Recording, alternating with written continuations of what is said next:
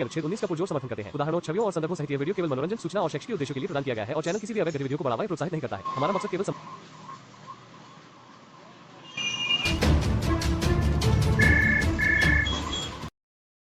मेरे साथ मौजूद हैं अनीशा बानो। इनका 3 तलाक हो चुका है, जिसका तमाम लोग हैं विरोध करते हैं और कई सारे लोग इसका समर्थन भी करते हैं। उनका ऐसा कहना है कि जो चीजें जिस तरीके से किसी भी धर्म में दी होती हैं उनको उसी तरीके से रखना चाहिए। अब जहां मोदी जी हैं उन्होंने 3 तलाक को बहुत पहले ही समाप्त कर दिया है, लेकिन अभी कई सारी कंडीशंस में ऐसा नहीं है। जहां पे बात की जाए 3 तलाक दे दिया जाता है, कई सारी जो महिलाएं हैं वो अपने परिवार से दूर हो जाती है, अपने बच्चों से दूर हो जाती है। कुछ इस कदर इनके साथ भी ऐसा हुआ, ये अपने बच्चों के साथ नहीं रह रही, इनके बच्चों को इससे अलग कर दिया गया। 3 तलाक का किस्सा बहुत सालों से चलता है, भारत में इसकी चर्चाएं हुई है, चाहे वो साहबानों का केस हो, उसमें भी हमें देखने को मिला था किस कदर एक महिला की जिंदगी है वो उसको बर्बाद कर दिया गया। शादीशुदा रिश्ते को किस कदर कैसे 3 तलाक दे करके खत्म कर दिया गया। कुछ इनके साथ भी ऐसा हुआ। इनको आपने कई सारे डिबेट्स में देखा होगा, कई सारे चैनल्स पे देखा होगा, लेकिन आज हम इनसे खुद भी बात करने के लिए आए। हम भी जानना चाहते हैं कि आखिर जो भी कुछ इनके साथ में हुआ इस पे क्या कुछ कहना चाहेंगे और इनके जैसी कितनी महिलाएं हैं जो क्या कुछ कहना चाहती है, क्या इसका विरोध करती है, इसका समर्थन करती है, इसी में बंद के रहना चाहती है। मैं आपका बहुत बहुत स्वागत करना चाहूंगी। अनीशा जी, कैसी हैं आप फिलहाल? अभी आप अपने बच्चों से दूर हैं, तो क्या कहना चाहेंगे इस चीज पे? बच्चे वगैरह आपके साथ में नहीं रह रहे हैं, आपके पति के साथ में रह रहे हैं। क्या आप जैसी और भी महिलाएं हैं जिनके साथ में ऐसा होता है, या फिर कहा जाए इक्का दुक्का है, या फिर बहुत सारी महिलाएं इन सब चीजों से पीड़ित है? मेरी जैसी उनके बस से होगी तो कह देंगे, वरना मना कर देंगे।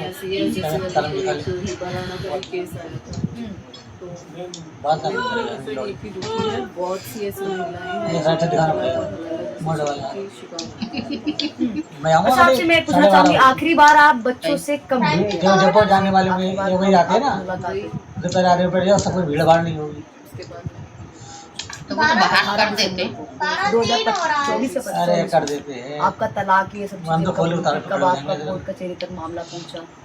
वहाँ पे कोर्ट कचहरी में मामला पहुंचा ही नहीं। राजस्थान में मैंने पुलिस प्रशासन में भी कंप्लेंट वगैरह करी, लेकिन वहाँ पे पुलिस प्रशासन ने भी कोई एक्शन नहीं लिया, क्योंकि मेरा जो है तो उसने मेरी कंप्लेंट भी दर्ज की। आपकी कंप्लेन हुई नहीं है अभी तक? आपकी कंप्लेन नहीं हुई है? अभी दिल्ली में तो आके मैंने केस भी डाला है, जैसे नाजिया मैम है जो मेरा केस देख रही है, बट राजस्थान में कोई कार्रवाई नहीं। कार्रवाई क्यों नहीं की गई? मतलब कारण क्या है कि गर्म पानी से ही ना हो, पुलिस को डरा धमका दिया गया, उनको रिश्वत दे दी गई? क्या मैटर क्या? रिश्वत मेरे ससुर काफी रसूखदार है, पैसे वाला है, तो बस पैसे की गर्मी बहुत ज्यादा है उनको। हर जगह सिर्फ पैसे ही खिलाए। यहाँ तक कि दिल्ली में जो मैंने वुमेन सेल में भी केस डाला था, वहाँ पे भी उन्होंने पैसे खिलाए। दिल्ली में भी आके पैसे दे दिए। आपका केस हर जगह से रुकवाना चाहते हैं? वो चाहते हैं कि आप केस ही ना लड़ पाए आगे, आप अपने अधिकारों की मांग ना कर पाए, आप इसके जो 3 तलाक के खिलाफ आप लड़ाई ना लड़ें, यही चाहते हैं?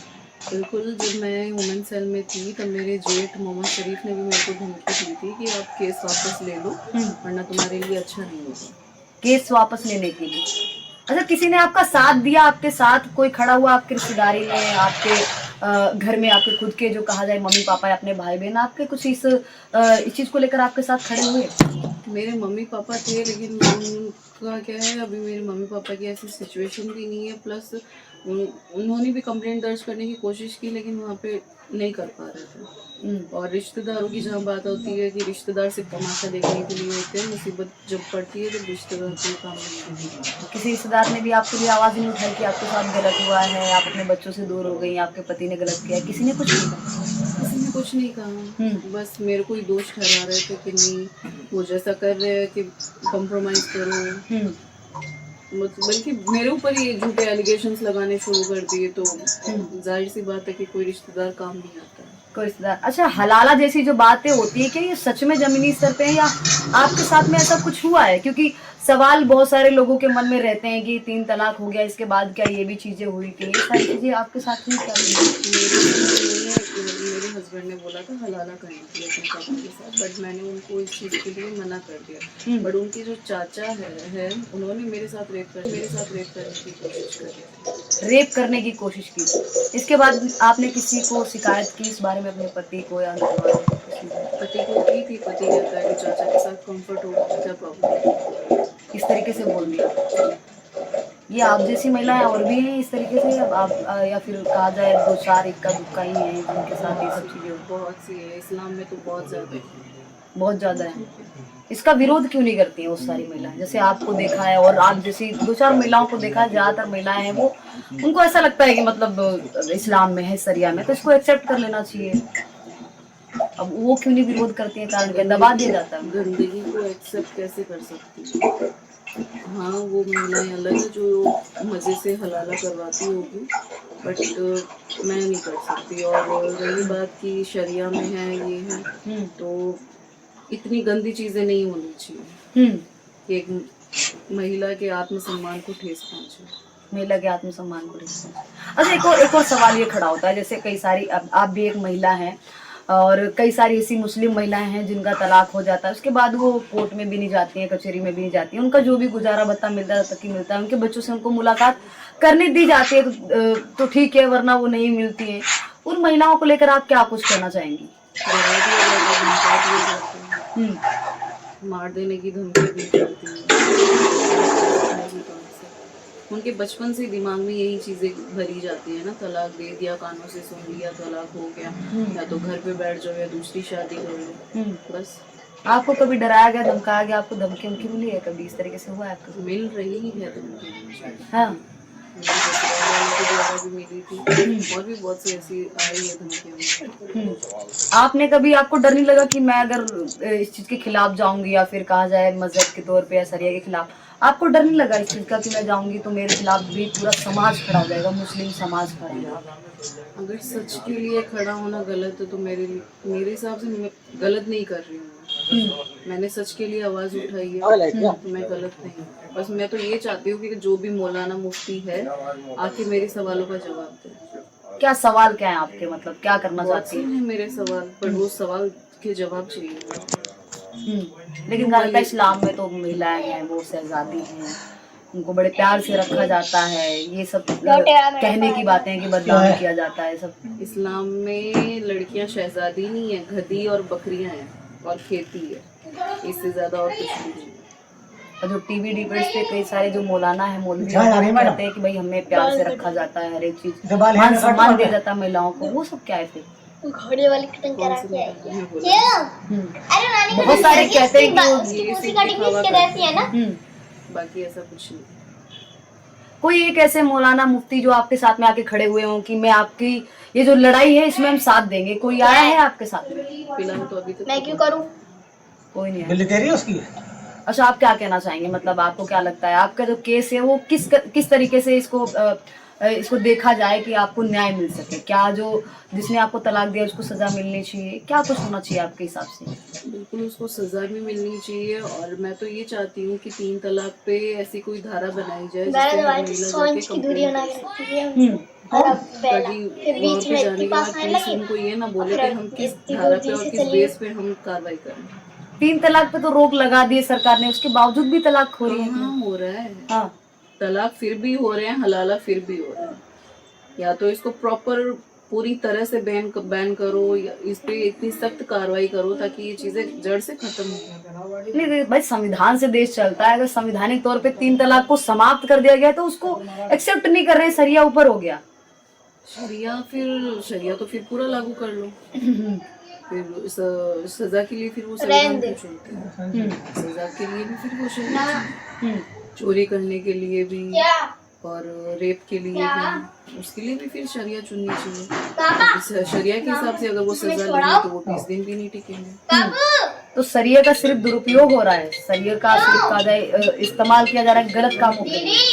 शरिया का इस्तेमाल अय्याशी के लिए किया जा रहा है, अय्याशी 4 शादियों के लिए किया जा रहा है और सिर्फ तलाक के लिए किया जा रहा है और कुछ नहीं। 4 शादियां हुई हैं आपकी किसी जान पहचान में? 4 शादी?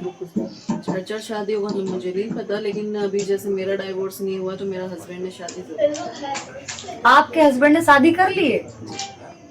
कब की शादी? अभी तो आपने कहा 2024 में आपका जो है तलाक हुआ, और इतनी जल्दी तो 1-1.5 साल हुआ है लगभग। तभी तो शरिया का यही तो फायदा उठा रहे हैं सब। तलाक हुआ, मतलब आपका जो डॉक्यूमेंट पे तलाक नहीं हुआ, डिवोर्स नहीं हुआ है कोर्ट के आधार पे, शरिया के हिसाब से? शरिया के हिसाब से तलाक हो गया है, क्योंकि उन्होंने मेरे को तलाक बोल भी दिया और मेरे पास नोटिस भी आ गया। हाँ, उनके हिसाब से शरिया के हिसाब से तलाक मान लिया जाएगा वो, बट शरिया के हिसाब से वैसे भी नहीं माना जाएगा, क्योंकि जो एक महर की रकम होती है और एक जो विद्युत की रकम होती है वो मुझे नहीं मिली। महर क्या होता है, मतलब महर की रकम? शादी के टाइम पे जो महर दी जाती है और जब तलाक दिया जाता है तब महर की रकम दी जाती है। इतना ही है मेरे पास, लेकिन हाँ ये महर की रकम दी जाती है, वो आपको नहीं मिली है? नहीं, तो वो भी शरिया के हिसाब से तलाक नहीं माना जाता। जब तक की महर की रकम नहीं मिलेगी तब तक की तलाक नहीं माना जाएगा। बट उसने ये है कि शरिया के हिसाब से उसने शादी कर ली। शादी कर ली? शादी करने वाली महिला को आप जानती हैं? बिल्कुल जानती हूँ। कौन है? रिश्ते में ही है उनको, रिश्तेदारी में ही है? मेरे हस्बैंड से 10 साल बड़ी है। आपके हस्बैंड से 10 साल लड़की बड़ी है? लड़की नहीं कह सकते उसको, तो क्या? औरत ही कह सकते हो। अच्छा, औरत वो बड़ी है, तो आपकी रिश्तेदारी में ही, मतलब आप जानती हैं उनको? बहुत अच्छे से। उन्होंने ये जानते हुए कैसे शादी कर ली कि आप उनकी वाइफ है और 3 तलाक दे दिया? उनको ये नहीं लगा कि मतलब हो सकता है आगे चल के उनको भी 3 तलाक मिल जाए, उसके बाद कोई और भी हो सकता है, भी शादी किसी और से भी हो जाए। पैसा बहुत बुरी चीज है। अच्छा, पैसा बहुत बुरी चीज है। इकलौती बहू थी ना उस लड़की। इकलौती? क्या था मेरे पास? सब कुछ था, हम्म, गाड़ी बंगला सब कुछ था। हम्म। बस करना क्या था, मुझे हलाला ही तो करना था, बस मैंने वही नहीं किया। उसी से मना कर दिया आपने, इसलिए आपको निकाल दिया। अच्छा, आपका तलाक किस रीजन की वजह से हुआ था?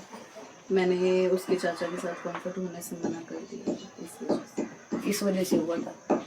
अभी तक आपके पति ने कांटेक्ट करने की कोशिश की आपसे? कभी बात की कि हमें बात करनी है, या फिर हम मामले को दबाना चाहते हैं आपसे, मतलब कहा जाए समझौता करके इस मामले को खत्म करना चाहते हैं, आप भी आ जाइए इस घर में, ऐसा कुछ नहीं हुआ?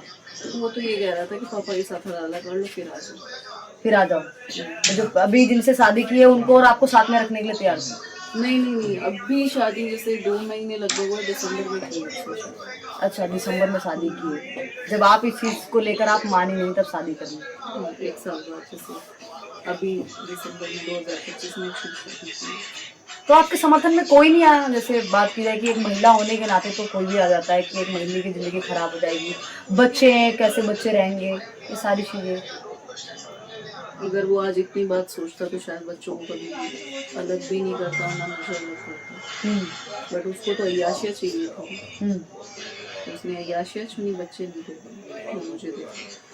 अच्छा, हाल ही में एक महिला है जो टीवी डिबेट्स में बहुत ज्यादा बैठती हैं, वो डिफेंड करती थी 3 तलाक को, उनकी बहन का भी जो कहा जाए तलाक हो गया, उस पर क्या कुछ कहना चाहेंगी आप?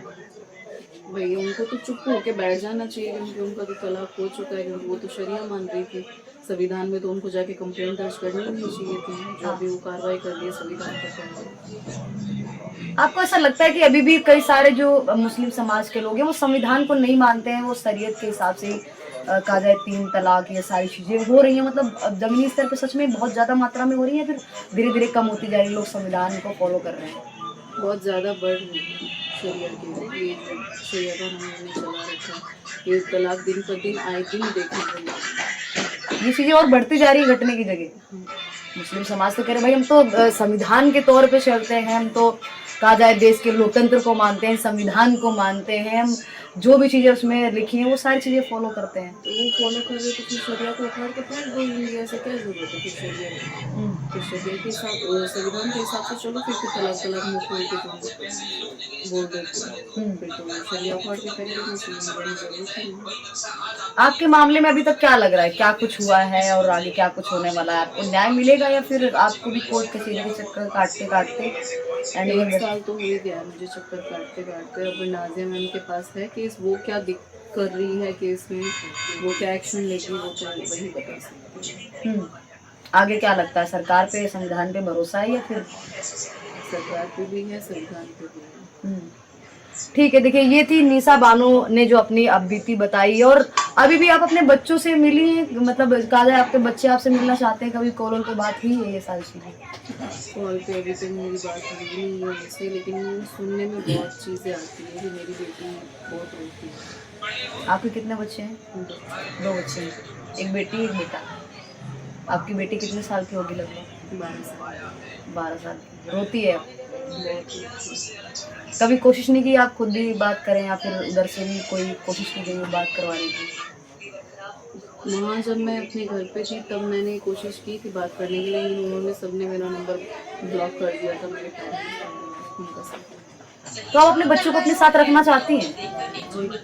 क्या लगता है सरकार आपको ये जो परमिशन देगी या फिर कहा जाए एक बच्चा आपके पास रहे उनके पास, इस तरीके का? देखो ऐसे माहौल में मैं अपने बच्चों को छोड़ ही नहीं सकती। कल को अगर बाई चांस मेरे बच्चों के साथ, खासकर मेरी बेटी के साथ अगर कुछ भी गलत हुआ तो मुझे संविधान की ज़रूरत है, ना मेरे को शरिया की ज़रूरत है, ना मुझे पुलिस प्रशासन की ज़रूरत है। फिर फैसला एक माँ करेगी, फिर ना संविधान बीच में आएगा ना शरिया बीच में आएगा। आपको अभी भी ऐसा लगता है कि आपकी बेटी वहाँ पे असुरक्षित है? बिल्कुल, क्योंकि उस घर का माहौल जो है ना, मतलब गंदगी है, नर्क से भी बदतर है। नर्क से भी बदतर है। आपकी बेटी धीरे धीरे बड़ी हो रही है, 12 साल की हो गई, आगे 13-14 साल की, तो मतलब लग रहा है, डर लग रहा है आपको? बिल्कुल है डर उसको लेके, लेकिन उस घर में मैं छोड़ नहीं सकती। छोड़ नहीं सकती, तो जल्द से जल्द अपनी बेटी को लाने की कोशिश करेंगे अपनी। ठीक है, देखिए ये जो निशा बानो ने अपनी बातें बताई, क्योंकि अभी जो इनका मामला है इसमें कुछ भी अभी इस तरीके का नहीं आया कि इनका जो इनके बच्चे इनके साथ रहेंगे, ये कुछ भी अभी तक नहीं आया। केस को चलते चलते 1 साल हो गया है, आगे ये कह रही है कि संविधान, लोकतंत्र, ये कुछ भी चीजें अगर नहीं कर पाएंगी तो हो सकता है कि अगर इनकी बेटी के साथ आगे चल के कुछ हो तो ये अपने हिसाब से भी जो चीजें हैं वो कर सकती हैं।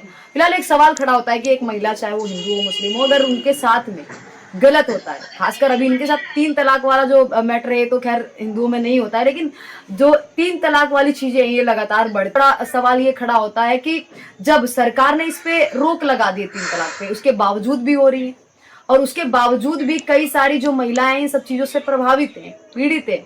अब ये सरकार को फैसला करना चाहिए कि इन सब चीजों के बावजूद भी 3 तलाक हो रहा है, लोगों को न्याय नहीं मिल रहा है, महिलाएं हैं वो अपने घर से अपने बच्चों को छोड़ के उनको दूर जाना पड़ रहा है, अगर वो शिकायत दर्ज करवा रही है, अगर पुलिस प्रशासन के पास जाती है तो भी कोई सुनवाई नहीं होती।